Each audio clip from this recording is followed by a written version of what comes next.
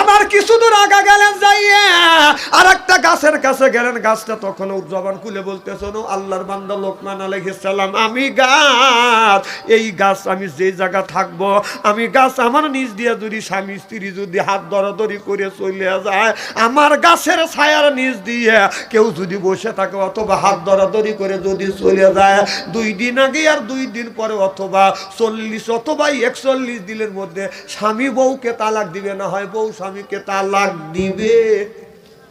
কি এত তালাকে? লোকমান আলাইহিস সালাম নোট করলেন, বলবো কি?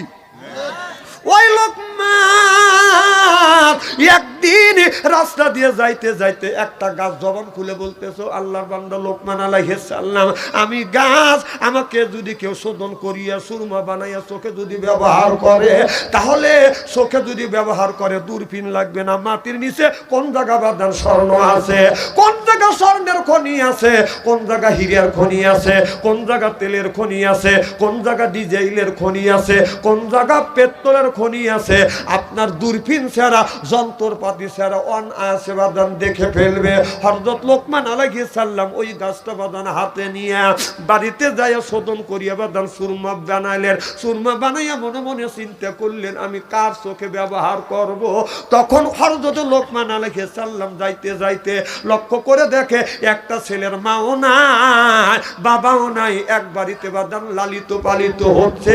ওই ছেলেটা বাদান আপনার পাশের থেকে 6 বছর বয়স। ওই ছেলেটাকে ডাক দিল, বাবা একটু আমার কাছে আসো। কাছে যখন আসলেন পরীক্ষা করবার জন্য, সুরমা যখন ওই সুরমাটা হাতের তাইলে নিয়ে এইরকম করে 2 চোখে যখন বাদান আপনার এরকম করে ভরা দেওয়ার সাথে সাথে ছেলেটা বাদান চিৎকার মারিয়া জমিনের মধ্যে বাদান পড়ে গেলেন। আল্লাহর বান্দা লোকমান আলাইহিস সালাম মনে মনে চিন্তা করলো, আল্লাহ, কার সন্তানকে আমি মেরে ফেললাম অল্প সময়ের মধ্যে। এবার লোকমান আলাইহিস সালাম বাদান আড়াল হলেন। কিছুক্ষণ পর ওই ছেলেটার বাদান আপনার ওই ছেলেটার জ্ঞান যখন ফিরে আসলেন, ওই ছেলেটা চোখ বন্ধ করে দেখে, চোখ দিয়ে মাটির দিকে তাকিয়ে দেখে অমুক জায়গা হীরার আপনার খনি আছে, অমুক জায়গা স্বর্ণের খনি আছে, অমুক জায়গা তেলের খনি আছে, অমুক জায়গা পেট্রোলের খনি রয়েছে। ওই মানুষটা পৃথিবীর বুকে বাদান 2 নাম্বার ধনী, তার নাম হলো বাদান সাদ্দাম। বাদশাহ জোরকান বাদশাহ।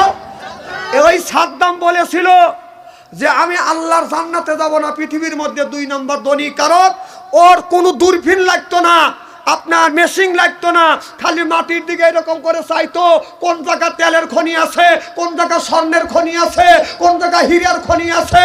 এই জন্য বাদশাহ সাদ্দাত বলেছিল, আমি আল্লাহর জান্নাতে যাব না, আমি নিজেই জান্নাত তৈরি করব। নাউজুবিল্লাহ, একটু জোরে কর।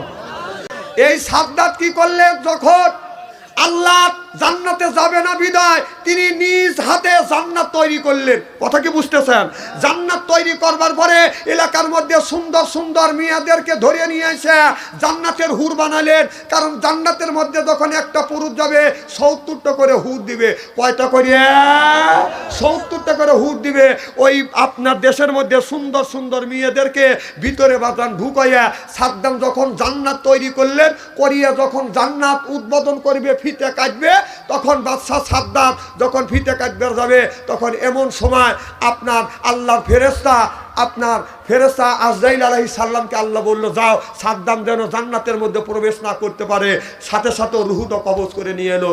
এবার যখন কবজ করে নিয়ে আসবে, যখন বাদশাহ সাদ্দাত আপনার ওই ঘোড়া নিয়ে যখন ফিতে কাটবে যাবে, জান্নাতের মধ্যে প্রবেশ করবে, এমন সময় একটা আপনার আজরাইল আলাইহিস সালাম মানুষ রূপ ধারণ করে এসে বলতেছে, আসসালামু আলাইকুম।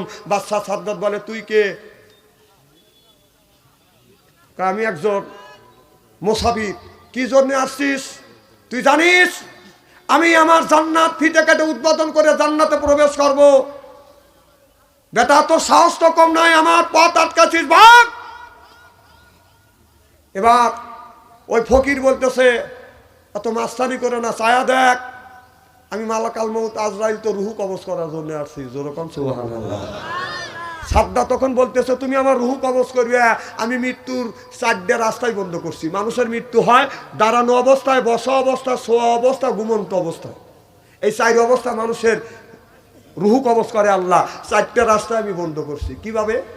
ওই সময় ছিলেন নবী ছিলেন হুদ আলাইহিস সালাম। সুবহানাল্লাহ। হযরতে, এই ঘটনা বলতে একটু দেরি হবে, শুনবেন তো ইনশাআল্লাহ। হযরত হুদ আলাইহিস সালাম বাদশা সাদ্দাতের কাছে যা বললেন, বাদশা সাদ্দাত, মানা বিল্লাহ, আল্লাহর উপরে ঈমান আনো, যেই আল্লাহ পৃথিবী সৃষ্টি করেছে, তোমাকে সৃষ্টি করেছে, আমারে সৃষ্টি করেছে, আল্লাহর জান্নাতে যদি যেতে চাও তাহলে তুমি মানা বিল্লাহ, আল্লাহর উপরে ঈমান আনো। বাদশা